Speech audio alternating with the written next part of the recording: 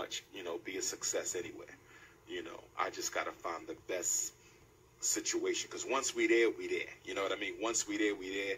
And I don't want a situation where I got to pack up in Cleveland and go to Detroit, or pack up in Detroit and go to Wilmington, pack up in Wilmington, go to Gary, because we didn't make a good decision. So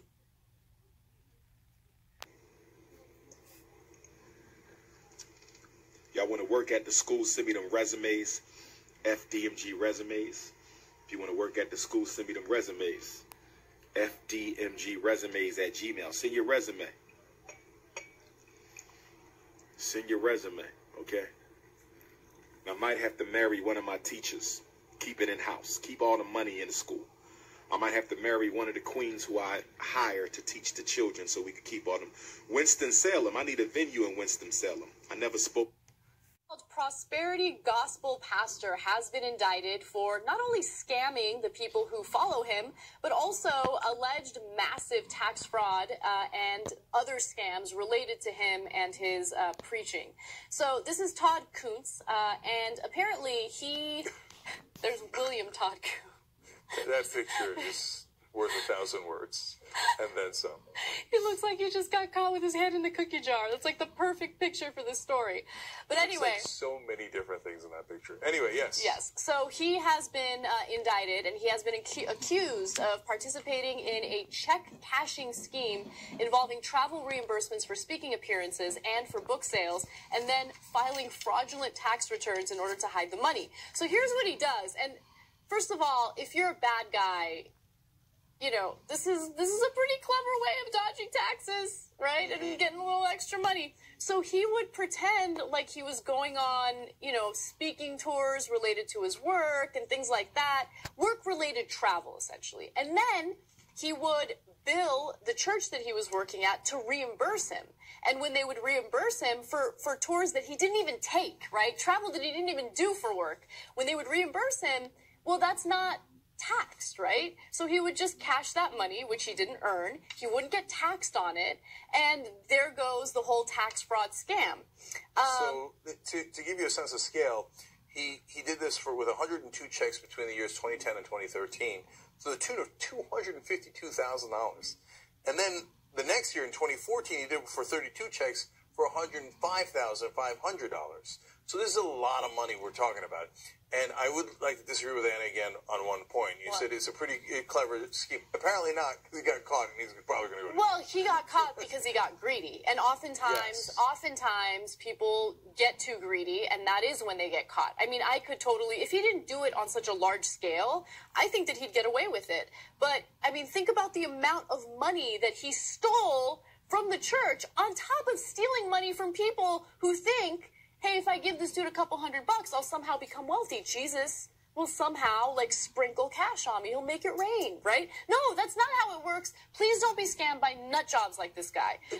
His whole existence is a scam, but it wasn't enough. He had to go over the top and do things that are illegal. So tell him about the essence of the scam of prosperity gospel. Okay, so he billed the churches where he made appearances for a full fare first-class ticket while purchasing tickets for substantially less. So that was another thing that he did, right? Well, I give him that one, because the dude had to fly in coach, and he looks like a big guy, so he probably at least suffered on that one. He didn't have to fly in coach, though. He flew in coach just so he can make a little extra money. By the way, I'm about to tell you, how much wealth he has in just a second. By the way, he promised untold wealth for his followers for the price of a $273 donation, calling it a recovery seed. Okay, so that's my favorite part of the story. That's the part that's not illegal. That's perfectly fine. That's the prosperity gospel. A lot of preachers, white and black, are doing it all across the country and demanding tons of money from people. And they say, you give me $273 million, I give you a miracle, kind of.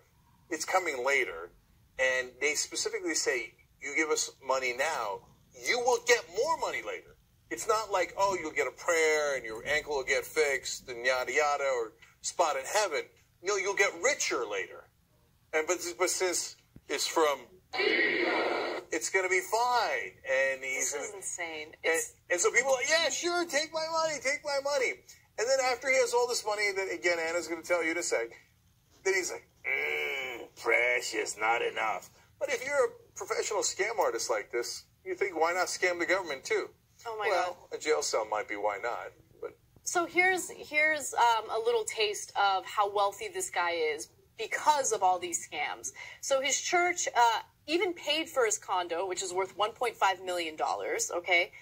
Also keep in mind that he had not one, not two, but 3 BMWs, 2 Ferraris, a Maserati, and a Land Rover. Why do you need that many cars? Why? I just don't understand. By the way, I'm not in the business of telling people what they can and can't have. If you can afford it and you want that many cars, so be it. Good luck, whatever, right? But if you are literally taking advantage of people, exploiting them in their time of need, and scamming the government by evading taxes and doing all this shady stuff, like, really? You did all of that, just so you can afford, like, what, 50 cars? How many cars do you need? I just don't understand. By the way, like, 1 BMW is enough. 1 Maserati is enough. 1 Land Rover is enough. But this dude, it's just not enough. He's so freaking greedy that it's never enough. it's like the donor class. I've got $40 billion, but I want another $1 billion tax break. So I'm going to make sure you get kicked off of healthcare so I can get it. Okay, now, look, I hate to say it, but, or maybe I don't hate to say it. No, I am hesitating, so I do hate to say it. Some religious folks, definitely not all religious folks, okay? Come on, man. Really, it's a recovery seed. You know what that means, by the way? That you're already in bad shape. And then you're going to pay $273 when you're in bad shape. Douglas Marcus Garvey, RBG, International Leadership Academy, Campus #1, Mama Oshun. We need your blessings, Mama Ashe. Mama Oshun, the mother of the rivers, the streams, Queen Mother. Bless me with all the resources I need. Bless me with all the support I need. Bless me with all the donations I need so we can open up on August the 21st of this year, 2019, after 400 years. I said after 400 years, from 1619 to 2019, we want to celebrate our people, our history, our culture, our ancestors at the Frederick Douglass Marcus Garvey Academy. 4 buildings, 2 gyms, 2 schools, all the space we need for workshops, conferences, for networking, for think tanking, for our vendors, for our children to have fun. We need the money, Mama Oshun. We need $1 million, Mama Oshun. Give us $1 million or send me the brothers and sisters who will help me do the work for free. Ashe. Mama. I mean, but the school could pretty much be a success anywhere. The school could pretty much, be a success anywhere. I just got to find the best situation, because once we there, we there. You know what I mean? Once we there, we there.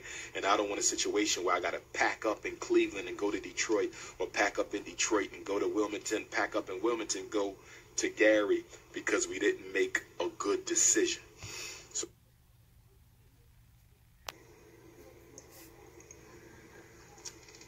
y'all want to work at the school, send me them resumes, FDMG resumes. If you want to work at the school, send me them resumes. FDMGresumes@gmail. Send your resume. Send your resume, okay? I might have to marry one of my teachers. Keep it in-house. Keep all the money in the school. I might have to marry one of the queens who I hire to teach the children so we can keep all them. Winston-Salem. I need a venue in Winston-Salem. I never spoke.